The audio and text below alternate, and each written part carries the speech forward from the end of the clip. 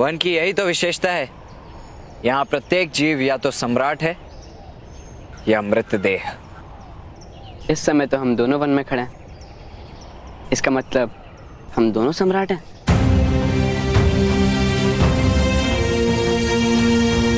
या दोनों मृतदेह। अधिक बोलते हो।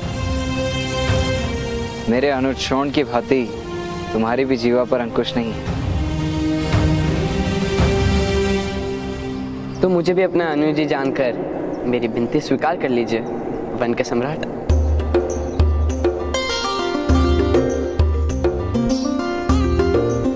मेरी माता ने आपको बुलाया। माता और पिता तो वन में भी आदेश दे सकते हैं। चलो।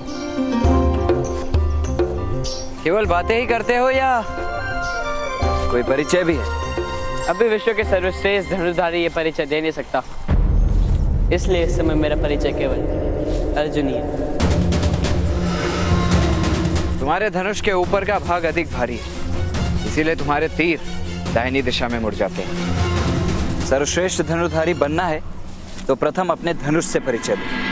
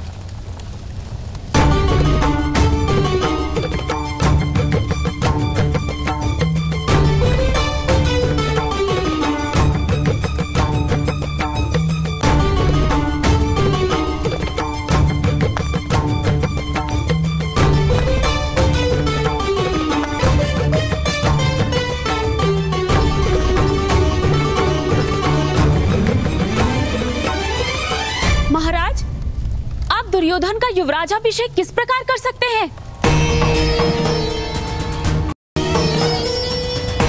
भ्राता पांडु के निधन के बाद उत्सव का अवसर किस प्रकार हो सकता है? यदि आज का अवसर चला गया तो उत्सव का समय कभी नहीं आएगा जीवन में। किंतु इस समय भ्राता श्री विदुर भी नगर में नहीं है। तातश्री भी रथ लेकर कहीं प्रवास पर निकले हैं। अघोर साधना तो अमावस्या की रात्र को ही की जाती है, जब सूर्य और चंद्र दोनों लुप्त हों। किंतु अघोर साधना तो पाप है ना भ्राताश्री? अवश्य पाप नहीं।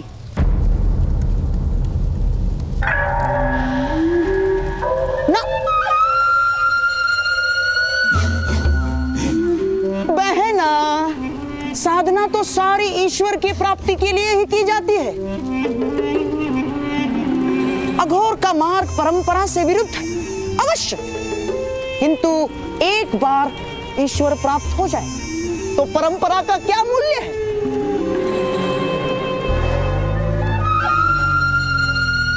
राजकुमार को अभिषेक हेतु आसन पर बिठाइए।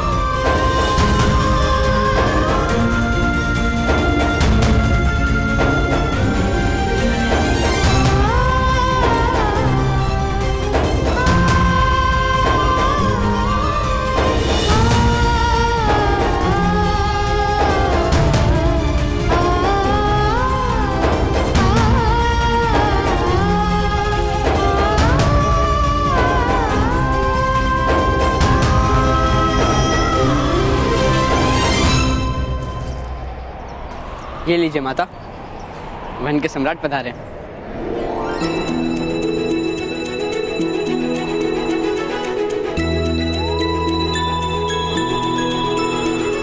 ये सम्राट नहीं है पुत्र,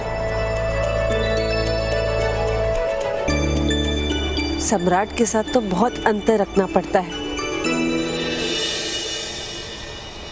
बहुत कम समय के लिए, किंतु कर्ण के साथ बहुत निकटता प्राप्त हुई है मुझे।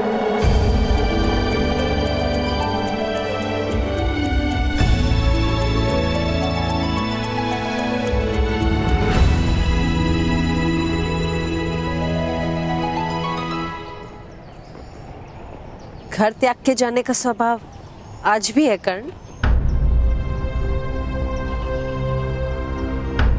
वो स्वभाव नहीं राजमाता, अनिवार्यता है। माता पिता त्याग कर दे, ऐसा मेरे भाग्य में लिखा है।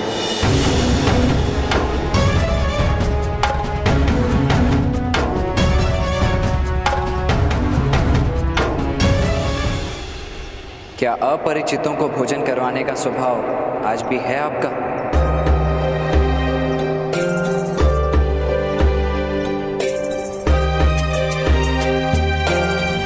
तुम्हें भूख लगी है कर्ण? नहीं, माता ने कहा है किसी के घर जाकर भूख लगी है कहना उचित नहीं। जब किसी के घर पे अतिथि बनकर जाओ तो भोजन मांगना उचित है।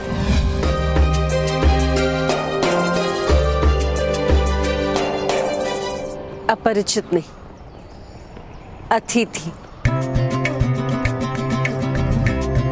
आओ हमारे साथ भोजन करो।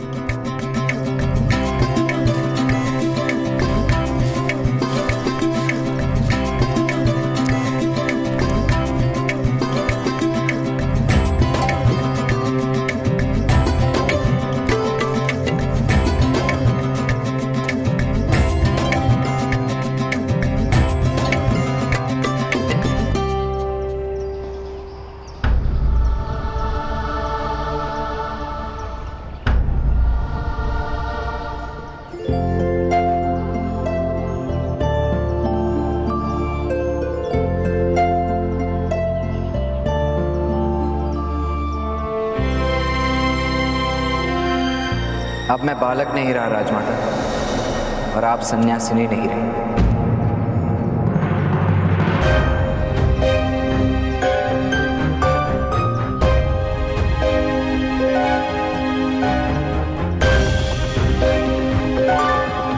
बालकों और सन्यासियों की कोई जात नहीं होती माद्री।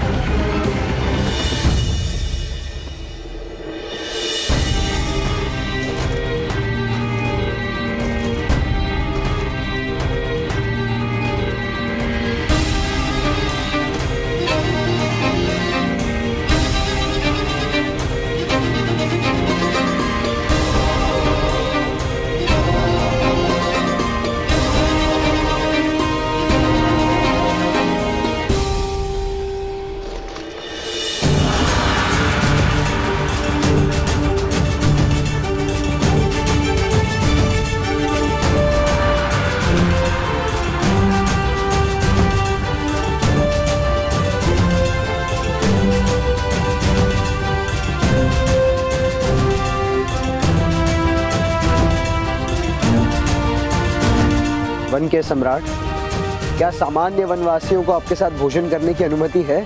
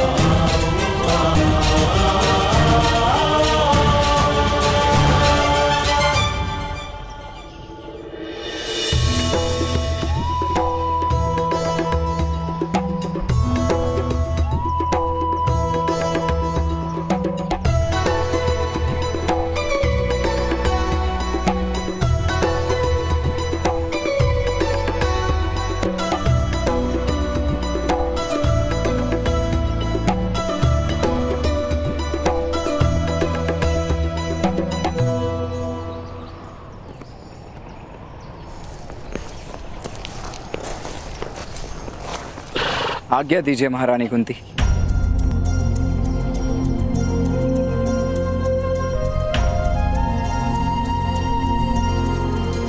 नहीं कर्ण, तुम कहीं नहीं जाओगे। तुम्हारा स्थान हस्तिनापुर में है।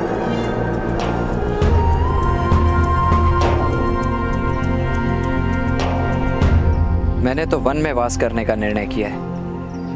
अब मैं हस्तिनापुर में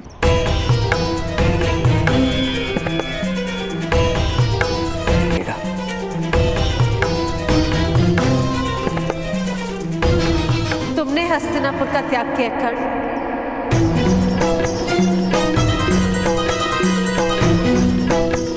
किंतु हस्तिनापुर ने तुम्हारा त्याग नहीं किया कर्ण।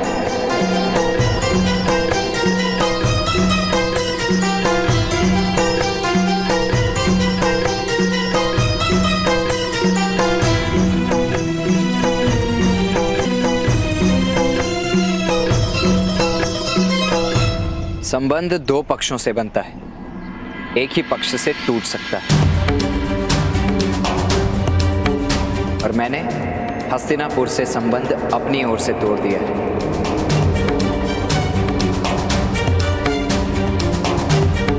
किंतु वास्तव में आपके पुत्र राजा बनने योग्य हैं।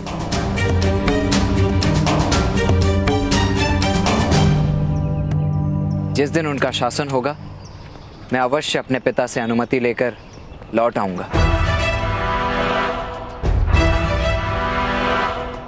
युधिष्ठिर हस्तिनापुर का युवराज बनने ही जा रहा है।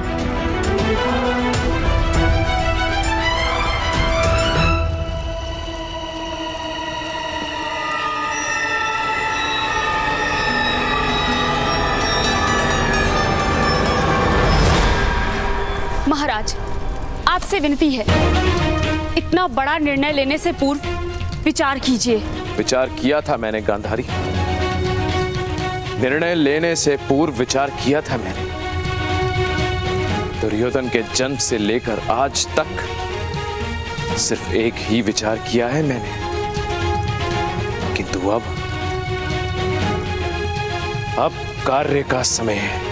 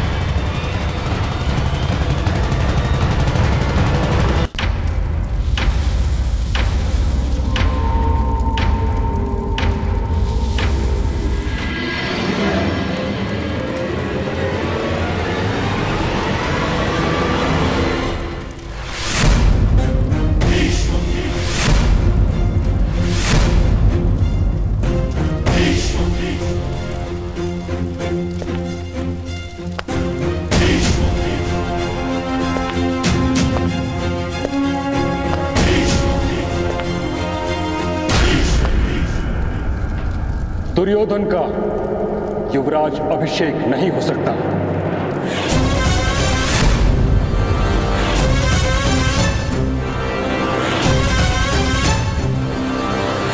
महाराज पांडु का ज्येष्ठ पुत्र युधिष्ठिर अभी जीवित है। हाँ? किंतु महाराज, जो यज्ञ आरंभ हो गया है उसे रोकने का क्या अर्थ है महाराज? इस यज्ञ को आरंभ करने का अधिकार नहीं था तुम्हें धृतराष्ट्र। इस सिंहासन का अधिकार नहीं है तुम्हें। यदि यज्ञ आरंभ हो ही गया है तो युधिष्ठिर का युवराज अभिषेक करवा दो।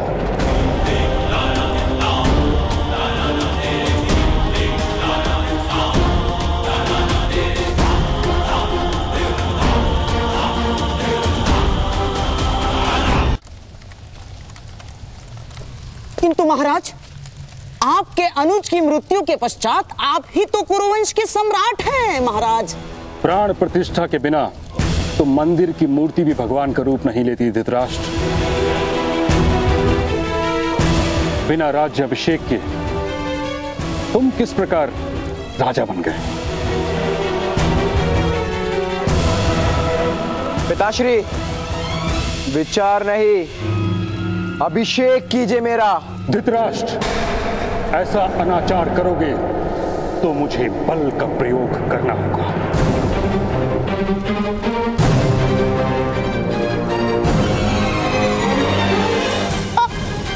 आप हस्तिनापुर के सिंहासन को समर्पित हैं महामहिम।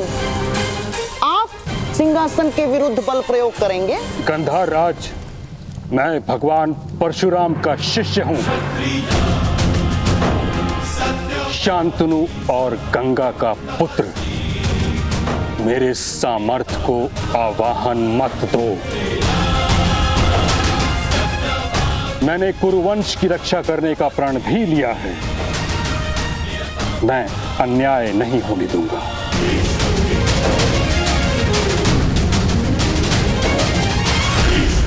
यदि धृतराष्ट्र मुझे हस्तिनापुर की रक्षा तुमसे करनी पड़ी तो मैं सज्ज हूं।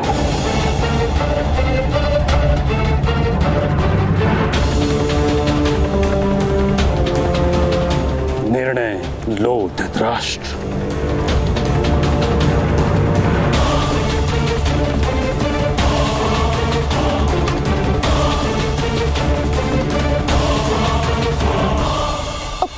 महाराज! परिहार, मुझे एकांत में ताचरी से हस्तिनापुर के युवराज के बारे में चर्चा करनी।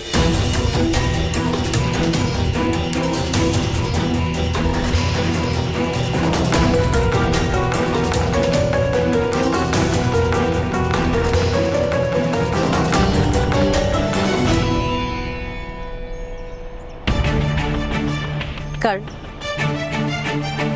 तुम्हारे पिता से मैं अनुमति ले लूंगी। अधिरथ,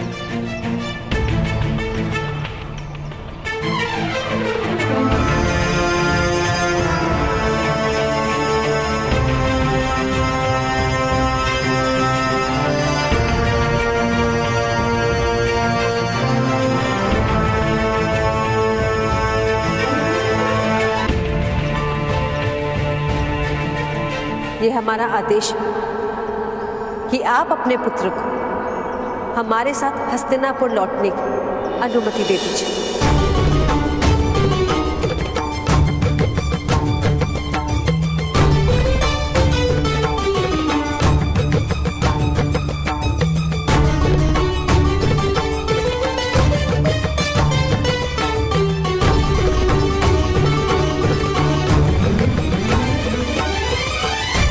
अवश्य महारानी।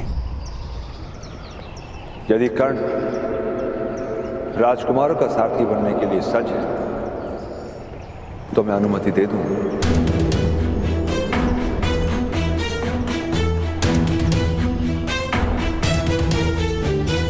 मेरे रथ में बैठे राजकुमार बार बार रथ से गिर जाते हैं पिताश्री, आपने देखा है।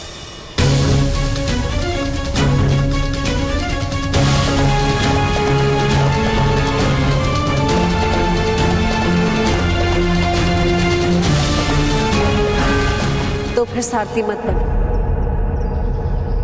मेरे पुत्र को अपना अनुज मानकर उनका रथ हाँको।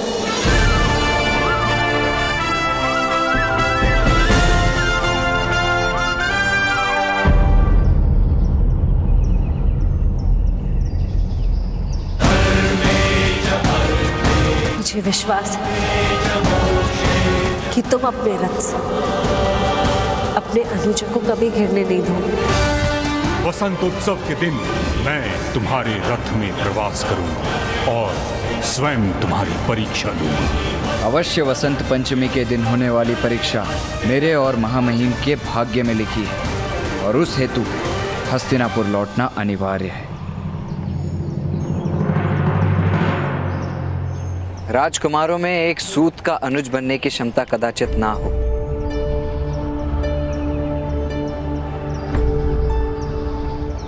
किंतु यदि मित्र बनने की क्षमता होगी तो अवश्य नहीं गिरेंगे माता।